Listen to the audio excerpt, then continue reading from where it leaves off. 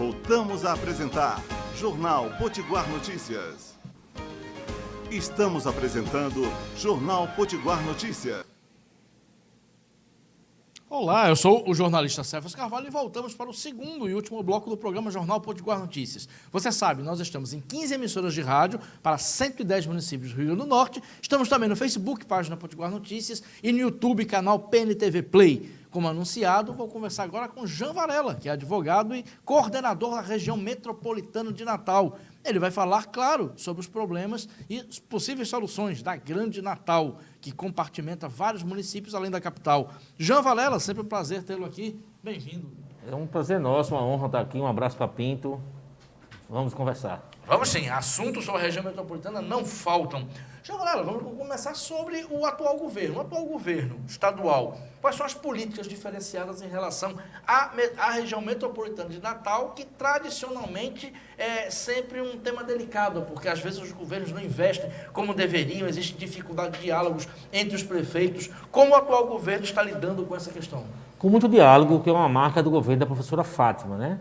Desde o início, quando nós fomos convidados pelo secretário da EMI e pela governadora para tocar essa política pública, a nossa coordenação é vinculada à Secretaria Estadual de Planejamento, e lá nós dialogamos cotidianamente com os prefeitos das 15 cidades que compõem a região metropolitana, né?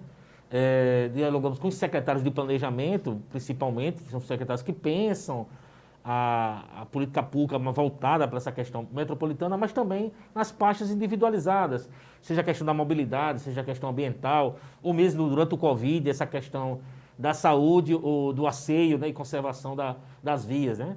A nossa coordenação tem um papel de diálogo, de intermediação de pequenos, vamos chamar de conflitos, não são conflitos do ponto de vista da violência, mas conflitos de interesses, né, ou de problemas comuns. A nossa coordenação busca solucionar problemas comuns entre os municípios, né, intermediando sempre um diálogo, buscando sempre uma solução. Quando você fala problemas comuns, você se refere àquelas coisas corriqueiras, como, por exemplo, na Zona Norte, em Igapó, uma parte da pista é São Gonçalo, outra parte da pista é Natal. Nova Parnamirim, por exemplo... A Maria Lacerda, Abel Cabral... Abel Cabral é Natal e é Parnamirim. São esses pequenos problemas que atingem diretamente a população, João? Sem dúvida. Você vê na mobilidade, por exemplo, você tem essa problemática do transporte público, que é necessário um diálogo contínuo entre o DR... e as empresas e as secretarias municipais de trânsito, ou mesmo, por exemplo, durante o período de chuvas, né? Você tem alagamentos que muitas vezes o escoamento dessa água, ele não fica retido numa cidade. É preciso um diálogo da CAERN com as secretarias municipais de meio ambiente, muitas vezes a Secretaria Estadual de Meio Ambiente para fazer, ou a Defesa Civil Estadual para buscar soluções, né, imediatas. Mas também tem um planejamento a longo prazo, né? Antecipar.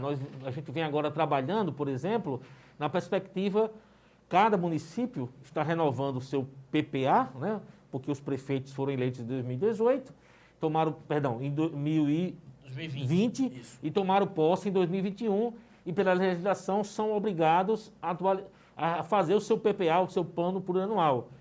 E é uma legislação municipal. Mas não impede que essa legislação municipal traga pautas metropolitanas no limite das suas responsabilidades municipais. E aí nós estamos dialogando continuamente, fizemos inclusive um seminário aos 50 dias com todos os secretários de planejamento das 15 cidades da região metropolitana, Natal, Parnamirim, Macaíba, São Gonçalo, Extremóis, Ceramirim e outras, não dá para ver, se eu listar as 15 aqui são muitas, mas vai de Maxaranguape a Bom Jesus, né, de Bom Jesus a Veracruz a Goianinha, né?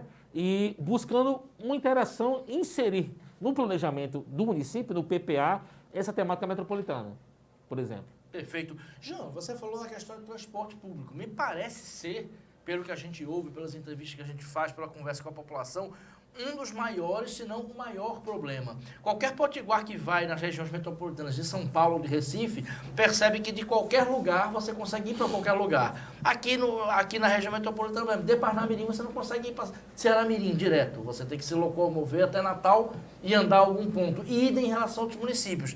Essa questão do transporte é vista com devida atenção, com devido carinho. Existe a percepção de que há que resolver isso o mais rápido possível? Existe, mas existem estraves do ponto de vista da legislação. É preciso reconhecer que o transporte público ele é de responsabilidade do município doente, né? Do ponto de vista do governo do estado, a nossa responsabilidade é pelo transporte intermunicipal, que muitas vezes, né, pela legislação atual, federal, existe essa problemática de se inserir ou de transitar por vias municipais. E, ao mesmo tempo, é necessário entender, do ponto de vista histórico, você falou São Paulo. São Paulo já é uma metrópole, inclusive uma metrópole mundial, tem toda uma experiência acumulada no seu transporte público. Você tem a questão do metrô, que faz uma ligação mais do que municipal, além do trem. Em Natal e a Grande Natal, ainda precisa, a gente reconhece, ainda engatia nessa questão da mobilidade metropolitana. Agora, a gente vem buscando soluções, né? Buscando dialogar com as empresas, porque muitas vezes as empresas também, a empresa que explora aí na Parnamirim, por exemplo, o serviço público que tem a concessão, não é a mesma empresa de Natal. E aí você tem aquela problemática do cartão de passagem, né, que um leitor não lê no outro, e a gente busca, na medida dos nossos limites, da nossa responsabilidade, essa interação.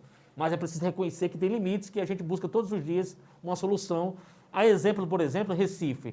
Recife, há 15 anos atrás, constituiu o grande consórcio Recife, que gerencia o transporte metropolitano de uma forma geral.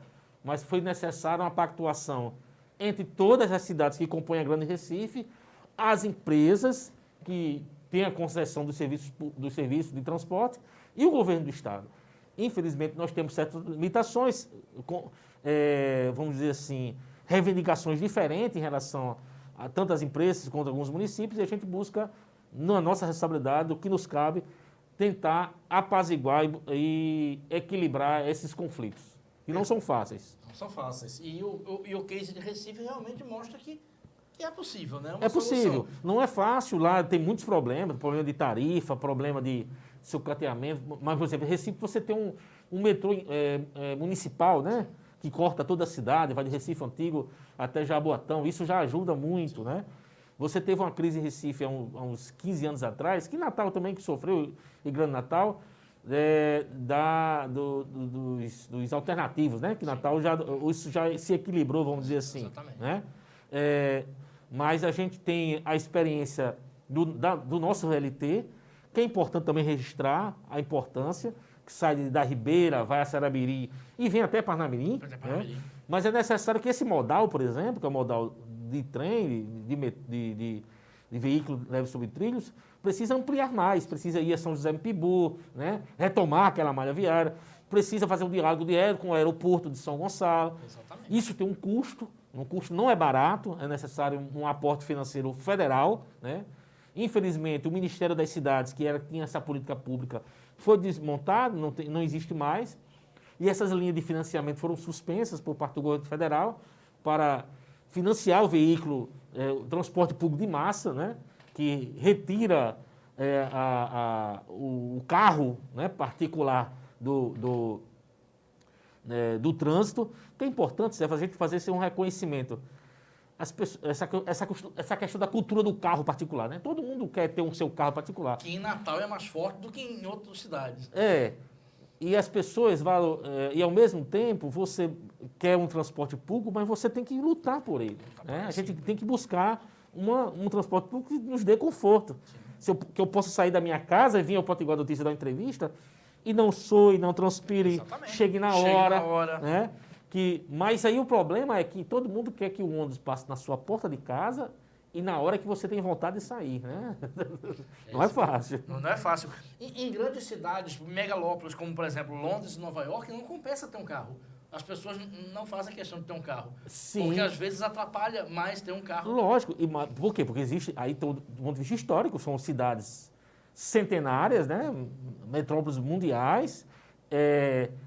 E aquilo, você tem, vamos dizer assim, parcelas empoderadas do ponto de vista material dessas cidades, de Londres e de Nova York, não fazem questão.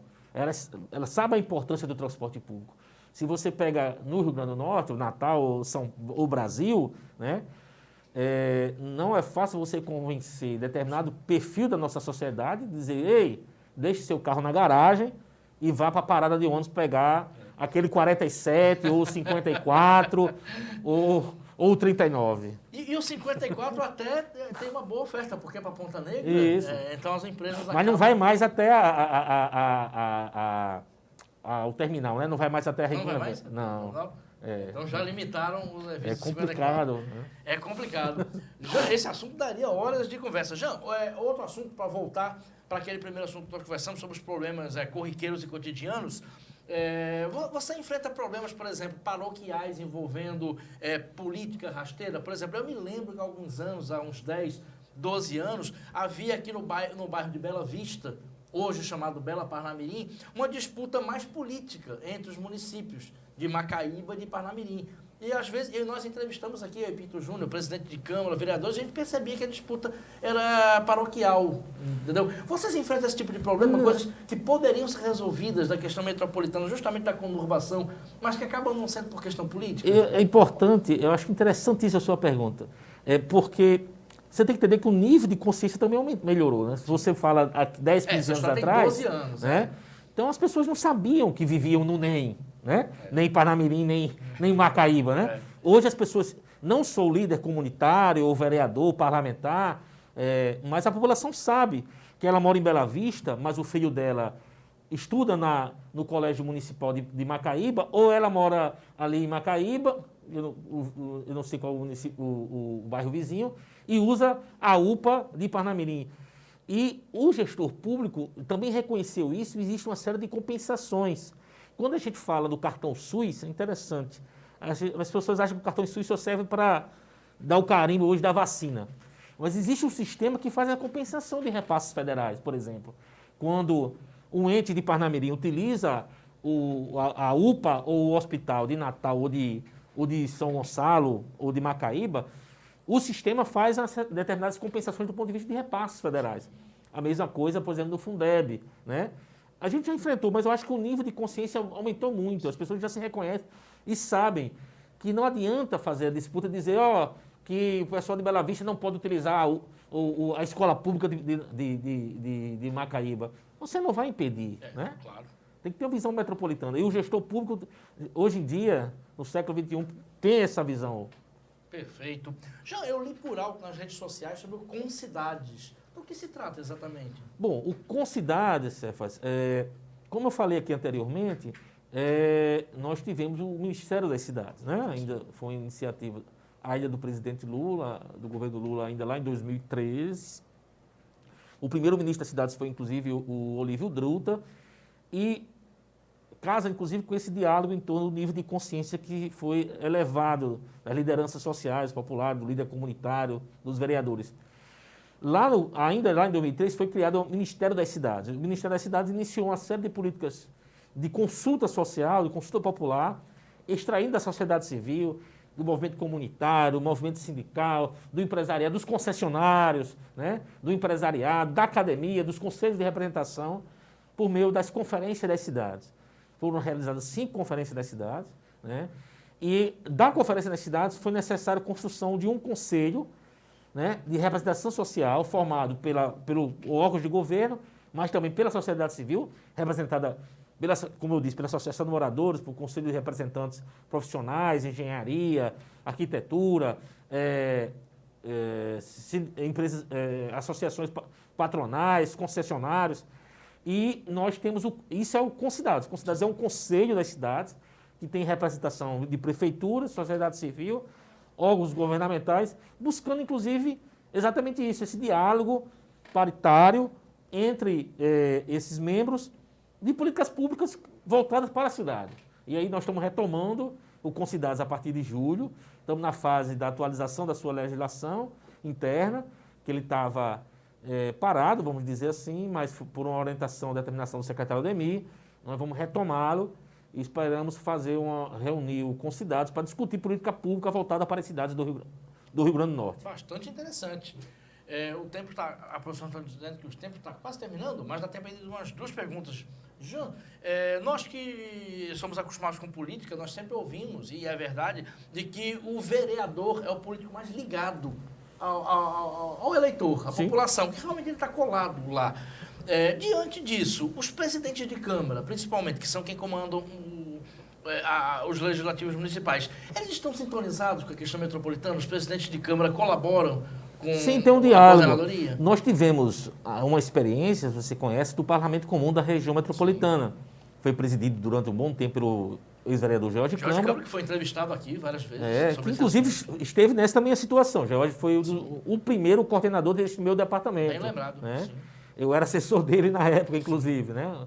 Ali assessorava. Era um menino, tinha mais cabelo, pouca barriga, né? Mas naquele momento, o Parlamento Comum da região metropolitana de Natal, que era composto exatamente por isso, pelos vereadores, tinha uma atuação bem protagonista, realizou uma série de eventos, uma série de diálogos e de pressões sociais do ponto de vista, né, da legitimidade. Hoje tem pouca articulação, é preciso reconhecer, mas a gente tem um diálogo com os presidentes, com o Paulinho, né, com o presidente daqui, o Volney, né? Volney França.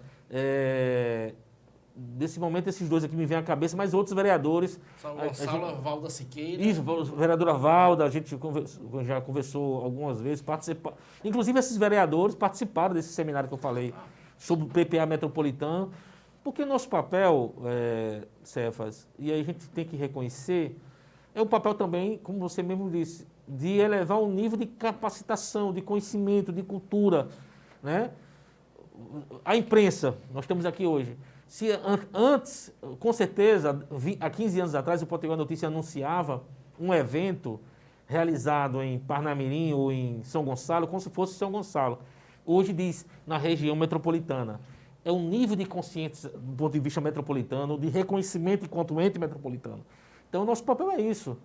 Sem sobressaltos, sem cavalo de pau, sem dizer que é conhecedor de todas as ideias, mas mostrar que os problemas comuns das cidades só se resolvem, seja por meio do vereador, seja por meio do deputado, do prefeito, do secretário de planejamento, do secretário de saúde, por meio do compartilhamento das soluções. Perfeito. Você tem São Gonçalo aqui também, a presidente Valda Siqueira, que São Gonçalo é uma das cidades que mais crescem no Rio Grande do Norte, e está conurbando em todas as áreas, né? Com Natal já há bastante tempo, o aeroporto colaborou para isso, com Macaíba, com Ceará-Mirim. É uma cidade que merece uma atenção sem dúvida diferenciada. Eu acho que São Gonçalo hoje é a porta de Natal, vamos dizer assim, a porta do Rio Grande do Norte, que é a questão do aeroporto, como Parnamirim já foi, né? Inclusive, nós identificamos isso ainda lá no início da nossa coordenação, com a elaboração do Plano de Desenvolvimento Sustentável da região metropolitana, quando o aeroporto de São Gonçalo era só uma ideia. Era só uma ideia, fruto de uma iniciativa ainda do governo do Estado, do governo federal naquela época, de fazer um aeroporto de cidade. Nós não temos ainda um aeroporto de cidade, que é um modelo vinculado a todo um desenvolvimento econômico. Concretamente, infelizmente, hoje... Na verdade, está bem distante disso. O aeroporto de São Gonçalo, infelizmente, hoje... pela crise mundial, porque também tem que reconhecer isso, né? Essa não é só o Covid, mas mesmo antes, você tem uma crise mundial econômica, né? Que impede determinados aportes, determinadas ações voltadas para os países periféricos como o Brasil. Mas eu queria trazer uma outra informação, eu queria até sugerir como pauta, peço desculpa se vocês já pautaram, que é Macaíba. Acho que Macaíba é o PAX. Já ouviu falar no PAX? Sim. Né? O Parque Tecnológico coordenado pela UFRN. Ontem tivemos uma reunião com a professora Ângela, ex-reitora da UFRN, que hoje é a coordenadora do PAX, juntamente com o Departamento de Gestão Pública da UFRN, a SEDEC, Secretaria de Desenvolvimento Econômico, e a nossa coordenação, no sentido de que o PAX, que está em Macaíba do ponto de vista geográfico, mas vai ter uma relação muito grande com o aeroporto de São Gonçalo, com Parnamirim, porque você tem essa BR, né? E todo um setor econômico voltado que vem aqui do sul do país pela BR a 101, e obviamente Natal. E acho que essa região tem todo um potencial de desenvolvimento vinculado a esses dois equipamentos, tanto o aeroporto quanto o PAX em Macaíba. Bem registrado. O programa está chegando ao fim. Jean Varela, muito obrigado. Sucesso em suas empreitadas como coordenador da região metropolitana, que é um desafio que não é dos mais fáceis, não. Não é mais fácil. A gente vem dialogando, buscando soluções. A pandemia, obviamente, restringe o contato pessoal com os gestores, até pela questão da nossa responsabilidade enquanto divulgador de um comportamento do distanciamento, vamos dizer assim, mas entendemos que a gestão não pode parar, a gente vem dialogando, conversando, e eu só agradeço mais uma vez estar aqui com vocês. Um abraço mais uma vez para o nosso amigo Pinto. Nós é que agradecemos, Jean Varela, coordenador da região metropolitana.